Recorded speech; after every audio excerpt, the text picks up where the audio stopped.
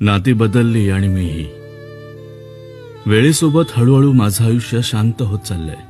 आता मला शांत आणि एकटं राहणं आवडतं.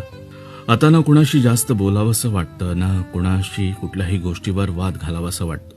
फक्त स्वतःमध्येच हरवून जाणं, स्वतःसोबत वेळ घालवणं हे चांगलं वाटतं. बदलतं आयुष्य, बदलते नाते संबंध आणि बदलणारे लोक यांनी मला एकटं आणि शांत राहायला शिकवलं. वेळेसोबत हळूहळू मी शांत राहणं शिकून गेलो. इच्छांना दाबून मन मारणं शिकून गेलो. आयुष्य आणि न आवडणाऱ्या लोकांबरोबर ऍडजस्ट करणं शिकून गेलो. लोकांची चालाखी आणि दिखावा ओळखायला शिकून गेलो.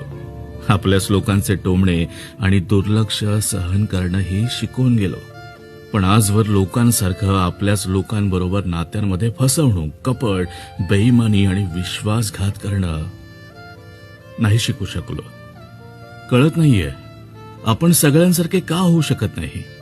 प्रत्येक वेळी कोणीतरी आपुलकी दाखवून मला फसवून जातं.